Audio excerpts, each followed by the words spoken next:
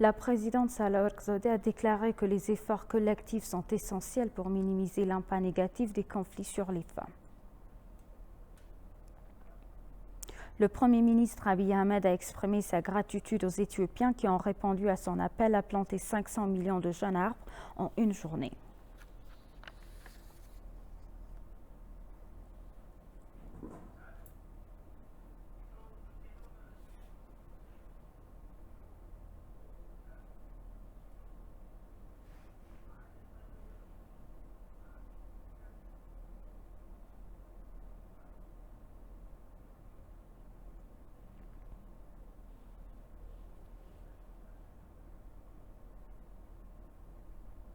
Bienvenue chers téléspectateurs, c'est Aline Teibaro avec le journal du 19 juillet.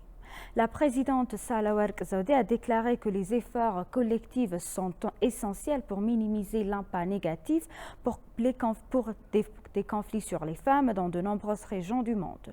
Lors de la conférence Women Deliver 2023 à Kigali, en Rwanda, la présidente a souligné l'augmentation des chances des femmes dans la prise de décision et la pleine représentation politique en Afrique.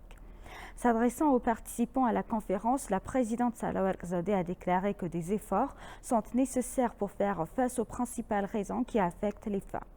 Selon la présidente, les femmes doivent se serrer la ceinture et lutter contre l'inégalité des sexes. Elle a déclaré que les femmes ne pouvaient accéder aux postes de direction en utilisant les opportunités existantes à tous les niveaux.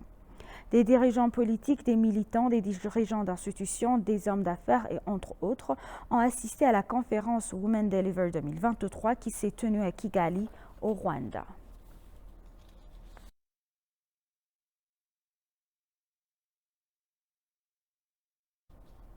Le Premier ministre Abiy Ahmed a exprimé sa gratitude aux Éthiopiens qui ont répondu à son appel à planter 500 millions de jeunes arbres en 12 heures, lundi à abattre le record national établi il y a 4 ans.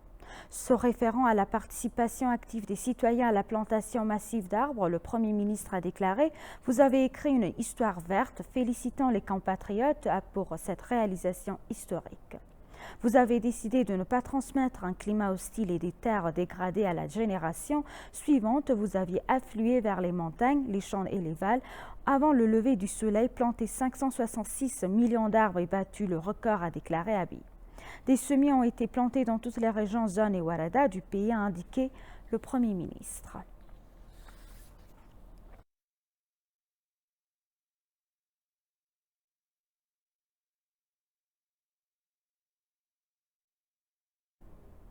Le ministre éthiopien des Mines, Habtamu Taganya, et le ministre d'État chargé de l'eau et de l'énergie, Sultan Welle, participent à la tournée ministérielle Royaume-Uni Afrique 2023 qui se tient à Londres.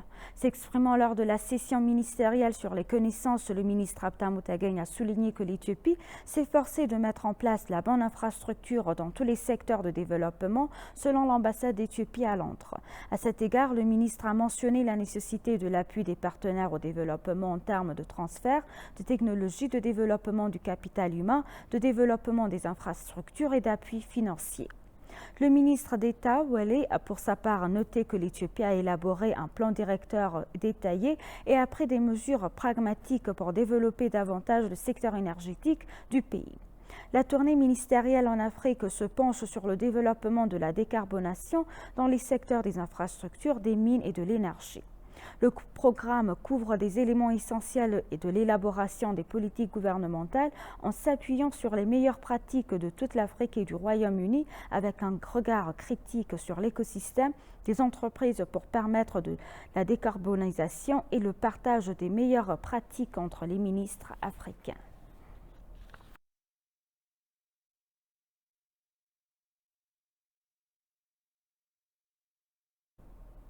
La délégation éthiopienne conduite par Misganou Arega, ministre d'État aux Affaires étrangères, participe au forum politique de haut niveau des Nations Unies sur le développement durable. Lors du forum de haut niveau, l'Éthiopie devrait présenter ses réalisations en matière d'objectifs de développement durable. La conférence des Nations Unies sur le développement durable, Rio+20, à travers son résultat sur l'avenir que nous voulons, a créé le forum politique de haut niveau des Nations Unies sur le développement développement durable en 2012.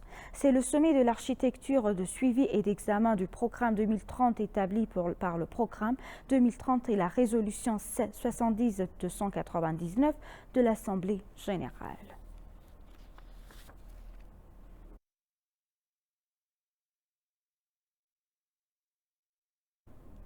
La maire de l'administration municipale d'Addis Abeba, Adanecha Abebe, a remis 133 logements aux communautés à faible revenu de la sous-ville de Goulalé. La maire Adanecha Abebe a déclaré à ce moment que le travail de remise des maisons qui ont été occupées a tort fait partie de la réponse à la question de la bonne gouvernance. La maire Adanecha a souligné que les ressources peuvent être utilisées équitablement s'il y a un travail conjoint, a déclaré que de nombreux travaux sont en cours pour répondre aux questions de développement des citoyens dans le quartier. Elle a déclaré sur sa page de réseaux sociaux que la situation du travail en coopération devrait être renforcée. Pour sa part, Tesfaye Omega, le responsable de la sous-ville de Goulalé, a déclaré qu'en mai et juin, seulement 133 maisons ont été libérées et remises à des citoyens qui se trouvaient dans une situation désespérée pour diverses raisons.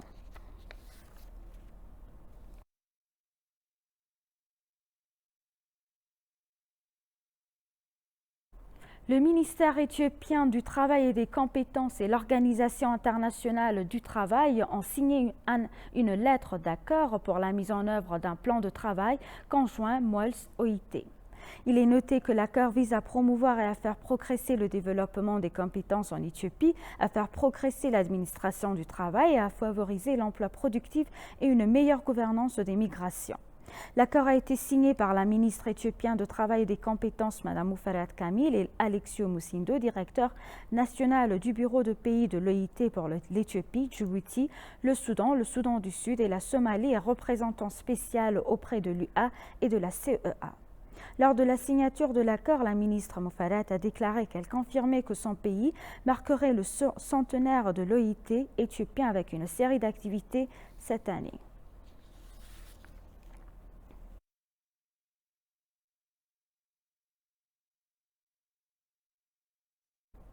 Et pour conclure le journal, Ethio Telecom, l'opérateur de télécommunications publiques, dans son rapport annuel sur les performances commerciales de 2022,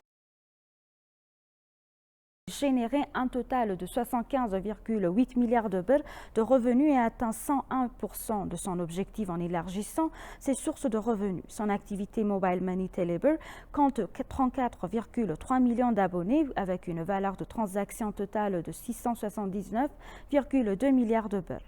La société proposait principalement des solutions numériques centrées sur les clients et les institutions et des services financiers numériques au-delà des services de télécommunications de base, a révélé le rapport annuel sur les performances commerciales présenté aux journalistes par la PDG Freya Tameru.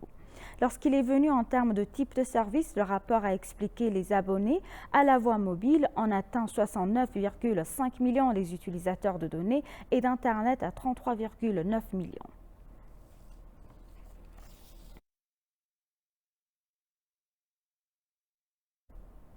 Chers téléspectateurs, nous vous rappelons les titres principaux. La présidente Sahlawardi Zewde a déclaré que les efforts collectifs sont essentiels pour minimiser l'impact négatif des conflits sur les femmes.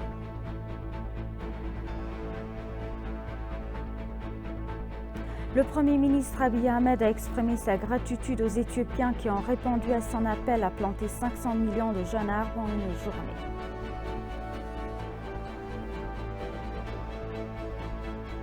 Merci chers téléspectateurs, c'est la fin du journal. C'était Aline Taibaro avec le journal. Restez avec nous avec le reste des programmes.